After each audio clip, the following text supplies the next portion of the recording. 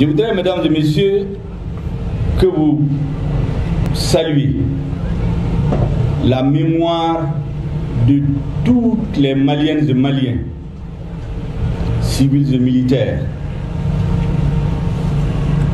Maliens de l'intérieur et de l'extérieur, les amis du Mali qui donnent leur vie, qui ont donné leur vie, qui continuent de donner leur vie tous les jours pour que notre pays reste debout. Je voudrais particulièrement saluer les agents des forces de défense et de sécurité qui sont sur le front. Même maintenant, il y a des opérations militaires sur le terrain. Même maintenant, tous les jours, dans toutes les régions du Mali, il y a des opérations que vous voyez, il y en a que vous ne voyez pas parce que c'est fait loin des villes aujourd'hui.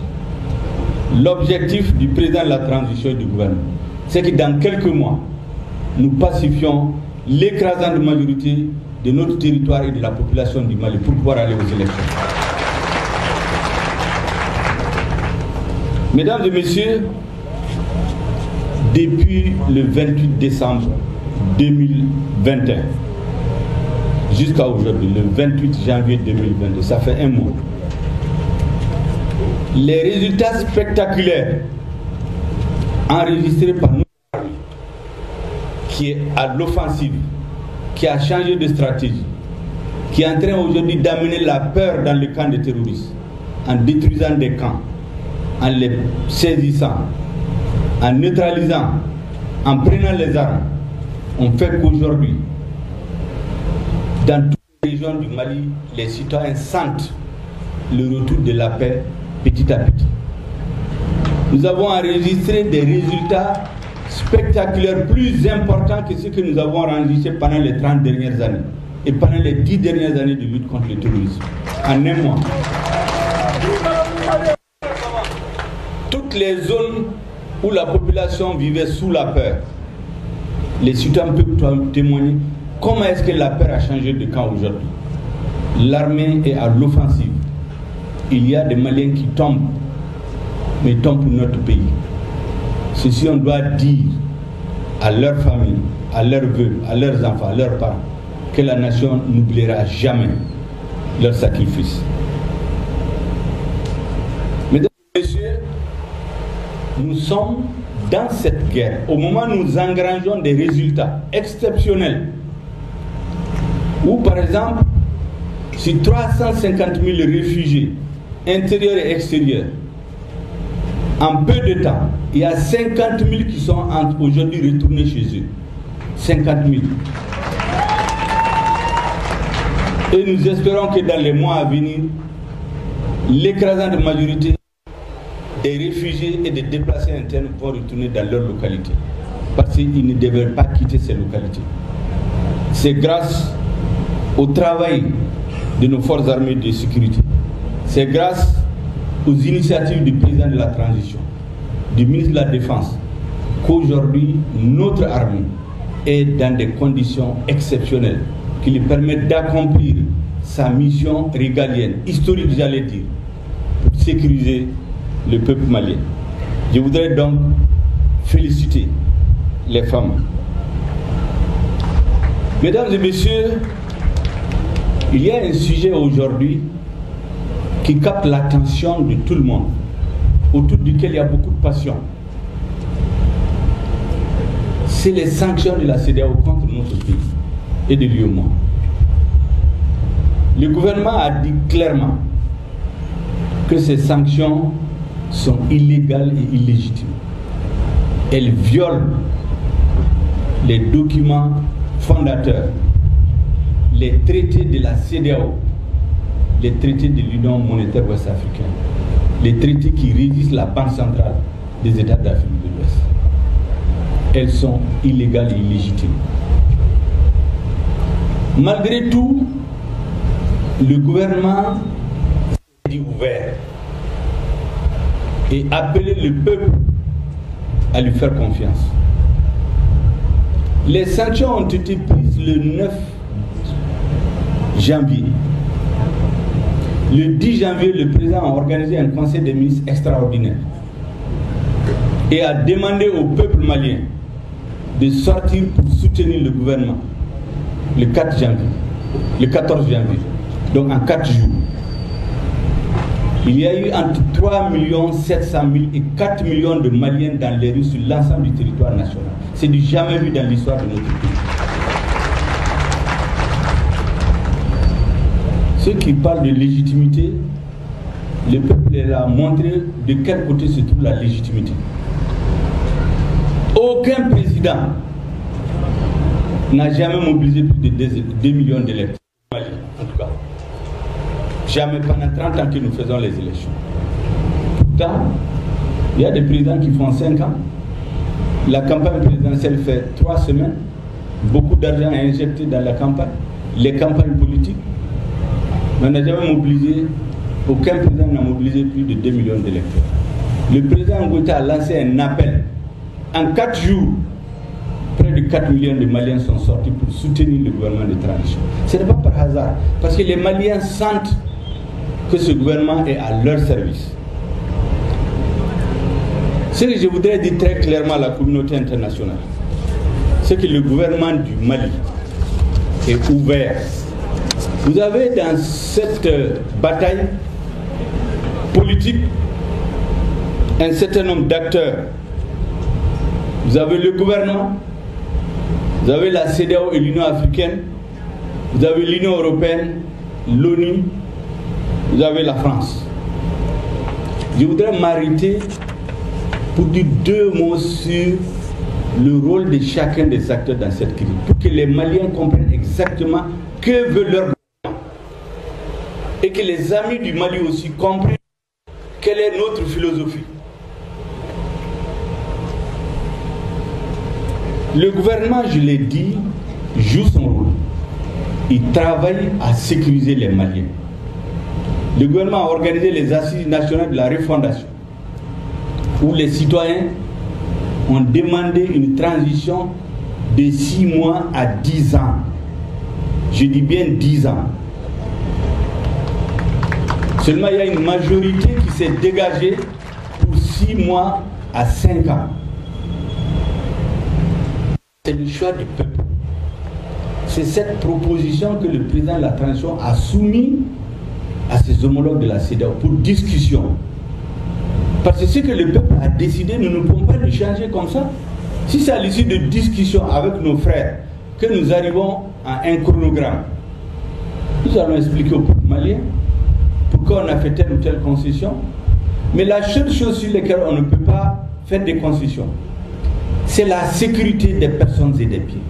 Et rien ne nous fera reculer sur la recherche de la sécurité des Maliens. Avant toute chose.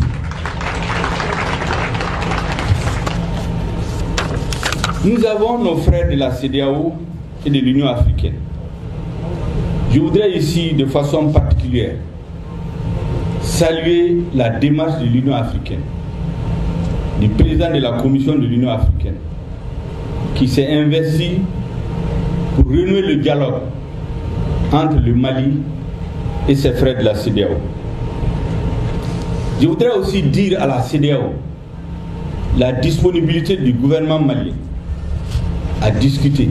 Parce que pour nous, ce qui se passe entre nous et la CEDEAO, c'est comme une dispute entre des frères qui, de toutes les façons, doivent finir par se résoudre parce que nous sommes de la même famille. La CEDEAO est née au Mali. C'est important de le dire. La CEDEAO, c'est le fils du Mali. Je donne souvent l'exemple aux diplomates en disant que la CEDEAO et le Mali, c'est comme un fils et son père. Le père vieux de 61 ans est aujourd'hui malade, il est tombé, il est humilié. Ce qu'il attend de son fils, c'est de lui tendre la main pour l'aider à se lever, pour l'aider à traverser les difficultés et non pas lui imposer des sanctions au moment même où, malgré les difficultés, il engrange des résultats. Il se débat pour s'en sortir. Ce n'est pas en ce moment qu'il faut lui infliger des sanctions. Et c'est pour cela que nous disons que notre gouvernement reste ouvert pour dialogue. Et nous espérons qu'avec l'intervention de l'Union africaine, dans les jours à venir, nous allons renouer le dialogue avec nos frères de la CEDEAO et la communauté internationale. Vous avez des partenaires comme l'Union européenne qui s'est invitée dans ce débat.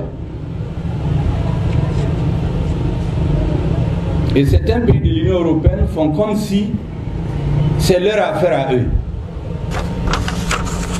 Mais ce que je voudrais dire très clairement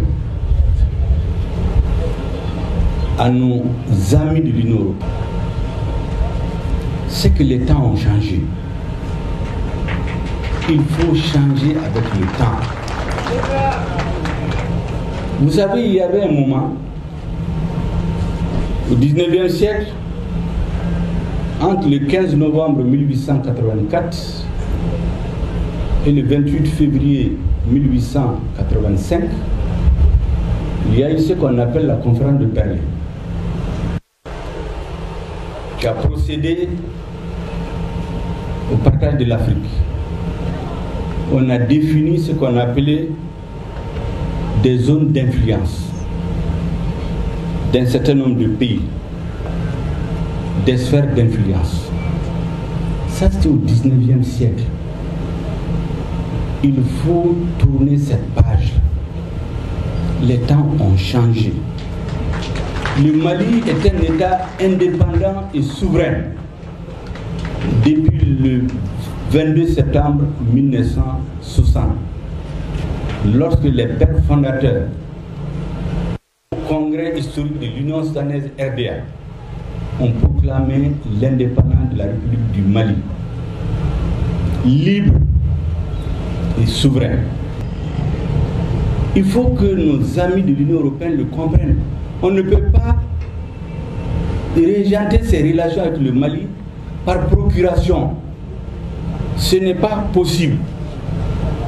Et c'est pourquoi il est regrettable ces derniers moments qu'il y ait des malentendus entre nous et certains partenaires. Le dernier axe est entre nous et nos partenaires danois. Heureusement, leur gouvernement a pris ses responsabilités hier et a fait rentrer le contingent qui est venu au Mali dans le cadre de l'opération Takuba. Qu'est-ce qui s'est passé? C'est important que je l'explique aux Maliens, aux amis du Mali. Au-delà de la campagne médiatique, comme je dis, le terrorisme médiatique, politique et diplomatique qu'on exerce sur le Mali pour brouiller les cartes.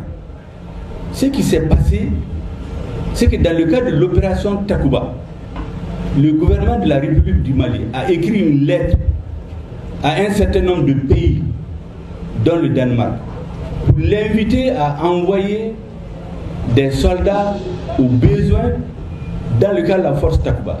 2019. On est aujourd'hui en 2022, donc ça fait 3 ans. L'invitation a été lancée depuis 2019. Pourquoi tout ce temps? Parce qu'il y a des procédures. C'est comme lorsque vous voulez aller en France ou dans un pays européen. Vous avez besoin d'une invitation. Mais quand vous avez l'invitation, vous ne pouvez pas aller, il faut un visa.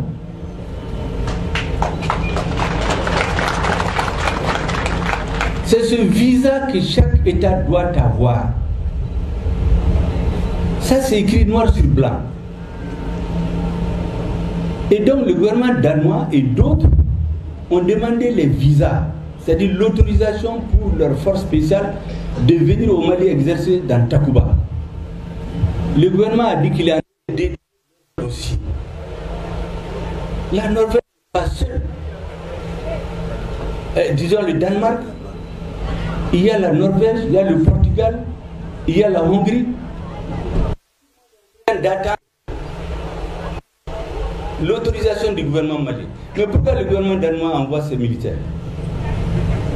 Parce qu'il y a un pays qui décide par procuration d'inviter des pays dans le cadre de l'opération Takuba. Nous disons non. Il y a un accord très clair, un protocole additionnel signé entre le Mali et la France en mars 2020 qui détermine le statut des détachements non français qui doivent exercer dans le cadre de Takuba. Ce protocole additionnel dit clairement qu'il faut l'autorisation du gouvernement malien. C'est ce que j'appelle le visa.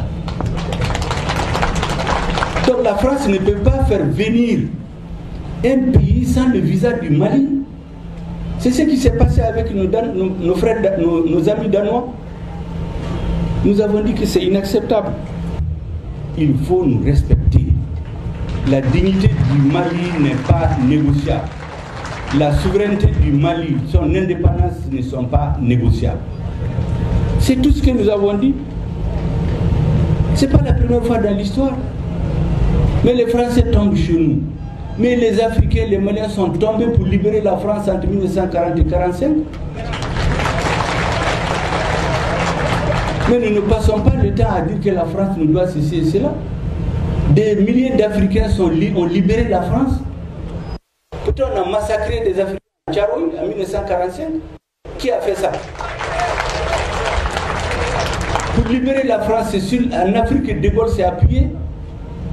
C'est les colonies françaises d'Afrique qui ont organisé, c'est là que la résistance a été organisée. C'est eux qui nourrissaient, qui produisaient.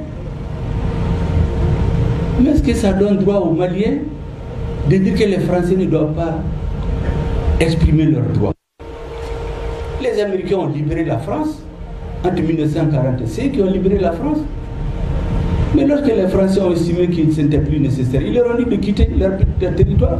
Est-ce que les Américains les ont insultés? Ils ne les ont pas insultés.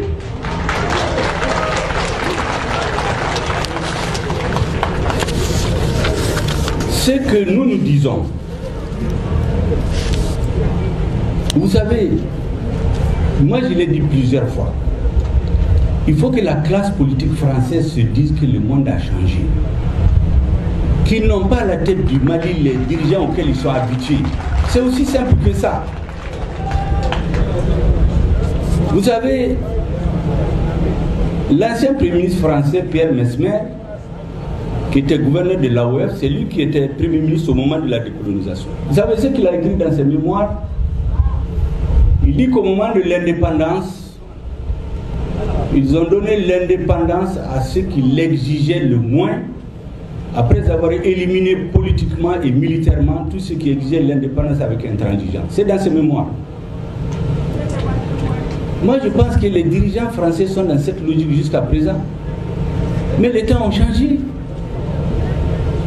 À la tête du Mali, il n'y a pas des anti-français. Mais ce n'est pas des dirigeants qu'on peut manipuler, qui pensent que leur destin se joue en France. Leur destin se joue dans les mains de Dieu et du peuple malien. C'est tout. Vous savez, le grand poète et homme d'État sénégalais, Léopold Sédar Senghor, qu'on ne peut pas traiter d'anti-français, a eu à écrire un jour, en parlant de la France, ça ressemble un peu à ce qui se passe aujourd'hui. La France qui dit de suivre la voie du bien, elle dit bien, Senghor dit, la France qui dit bien la voie juste, la voie droite, dis-je, mais elle chemine vers les champs publics. C'est Senghor qui écrit ça. La France qui dit la voie droite, mais elle chemine vers les champs publics. La France qui nous donne de la main droite et de la main gauche enlève la moitié. C'est Senghor qui dit. Senghor n'est pas un anti-français. La France qui ouvre la voie triomphale aux héros. Mais c'est cette même France qui méprise les patriotes africains, et notamment les patriotes maliens. Elle méprise les dirigeants qui sont à la tête du Mali aujourd'hui, parce qu'ils affirment le sentiment général des Maliens. Les Maliens veulent être respectés. Je voudrais ici clairement dire au gouvernement français, à la communauté internationale, aux Africains, que le gouvernement du Mali chevillé aux intérêts supérieurs du peuple malien, rien d'autre. Ce gouvernement analyse, regarde, observe et tire les conclusions de ce qui se passe dans le monde. Nous avons vu ici Kadhafi. L'ONU a voté une résolution pour protéger Benghazi, nos flageolets. La France et certains pays ont outrepassé la résolution pour aller l'assassiner. Ils n'avaient pas de mandat pour ça. Nous tirons les leçons de ça. Nous avons l'opération Serval. Quand elle est intervenue, le Mali a demandé un appui aérien et un renseignement. Le Mali n'a pas prévu de soldats français aussi. L'objectif de Serval, c'est le président français d'alors qu'il avait déclaré, François Hollande. 1. Détruire le terrorisme. 2. Assurer la souveraineté et l'autorité de l'État malien sur l'ensemble du territoire. 3. Faire adopter les résolutions des Nations Unies. 2013. On est en 2022, 9 ans après. Le terrorisme qui était au nord s'est étendu sur 80% du territoire. Mais on doit tirer les leçons. L'intégrité du territoire malien, l'autorité de l'État n'est pas encore étendue sur l'ensemble du territoire. Mais on doit tirer les leçons. On doit se poser des questions. Les résolutions des Nations Unies changent chaque année. Au point que cette année, quand notre ambassadeur a découvert à la réunion du Conseil de sécurité une résolution qui devait augmenter le contingent de la MINUSMA, il dit mais mon gouvernement n'est pas au courant. Donc on a rejeté. Ils avaient l'habitude de le faire, mais avec ce gouvernement ce n'est plus possible. C'est aussi simple que ça. Lorsque la MINUSMA intervenait, les Maliens, on leur avait dit, l'écrasante majorité, on leur avait dit que c'est pour venir aider à libérer le Mali. C'est ce qui a été dit à tous les Maliens. Vous pouvez lire la résolution 2100 d'avril 2013. Combattre le terrorisme. C'était ça l'objectif. Protéger les populations. Poursuivre les terroristes, les éloigner des centres urbains. Mais une fois que la MINUSMA s'est installée, on nous a dit que c'est une force de la paix. Elle n'est pas venue pour combattre le terrorisme. Mais on tire les leçons. Vous avez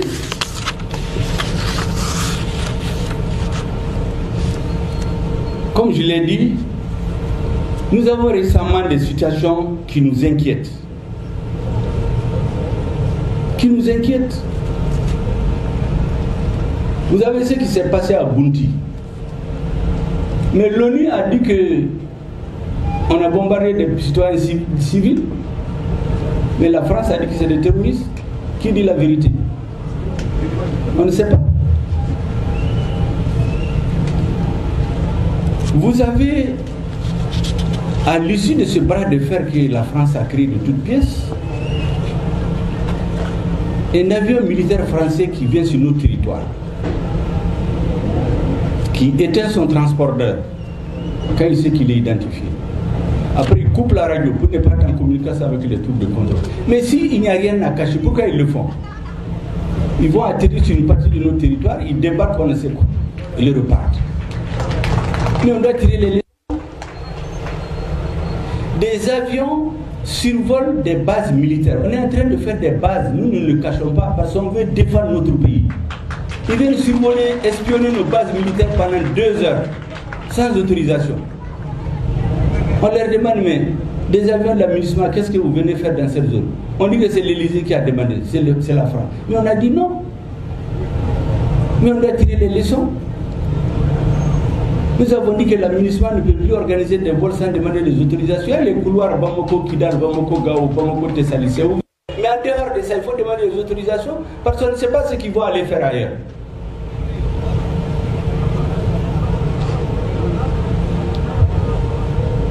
Vous avez ce malentendu avec le Danemark. Mais c'est l'entêtement des dirigeants français à vouloir coûte que coûte induire les Danois en erreur. C'est le gouvernement français qui a induit le Danemark en erreur en lui faisant croire le Portugal, la Norvège et la Hongrie peuvent se conformer, mais vous allez venir, il n'y aura rien. Et lorsque nous avons dénoncé, ils sont sortis dire que nous ne disons pas la vérité. Mais quand on a sorti la vérité, ils se sont mis à nous insulter. Vous avez des écarts de langage contre nous, contre notre gouvernement, contre notre peuple. Je pense qu'il est temps que ce message, que les dirigeants français comprennent qu'on n'est plus au temps du colonialisme, ni du néocolonialisme. Il faut traiter les partenaires comme des partenaires. Dans un partenariat respectable, chaque pays trouvera son intérêt. Quand on n'a pas son intérêt dans quelque chose, on ne les fait pas. Tous les États fonctionnent comme ça. Mais on ne peut pas transformer le Mali en un État vassal où les dirigeants sont là à recevoir des injonctions de la France. C'est tout notre problème. On dit de nous respecter. Tout ce que je viens de vous citer, l'Afghanistan, le dernier exemple, la communauté internationale a fait près de 20 ans, mais un jour ils ont décidé de partir. Vous n'avez pas vu les Afghans s'accrocher aux avions parce qu'ils sont partis les laisser. Donc on veut que nous on reste dans cette situation. Le terrorisme quitte le nord, 80% de nos territoires, on est en train d'exterminer des villages entiers. Les forces internationales sont à 10 km et disent qu'elles ne sont pas venues faire la guerre. On va continuer dans ça jusqu'à un jour on va se réveiller et on va dire que c'est terminé. Et la plupart des dirigeants qui sont à la base de ça, ils vont prendre pour aller parce que la plupart ont 3, 4, 5 nationalités en poche, ils vont partir. Nous on n'a pas où aller. Le peuple malien n'a pas où aller. Donc il faut qu'il veille sur l'avenir du pays. Tout ce qui s'est passé en Afghanistan, en Libye, à Kidal, les derniers incidents nous ont amenés à dire qu'il faut faire attention. Il ne faut pas qu'à coup de dialogue, de discussion, nous caresser des bons partenaires. Comme il disait que le premier gouvernement de transition en 3 mois a fait plus que ce que Ibeka a fait en 7 ans. Pourtant c'est le même ministre de la Défense qui était là. Maintenant ils disent que le gouvernement est mauvais. Parce que le ministre de la Défense ne fait pas ce qu'il veut. C'est aussi simple que ça. Donc nous avons réfléchi sur tout ça. Ce qui se passe dans le monde. Et on a la responsabilité de ne pas nous asseoir pour que le réveil soit brutal un jour. C'est aussi simple que ça. Et il faut que les dirigeants français l'intègrent. Ceux qui dirigent le Mali aujourd'hui, contrairement à ce qu'ils pensent, ils ont un coefficient intellectuel largement au-dessus de la moyenne, contrairement à ce qu'ils pensent.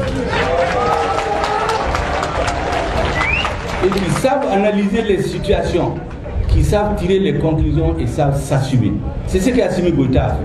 Tout son problème, c'est ça.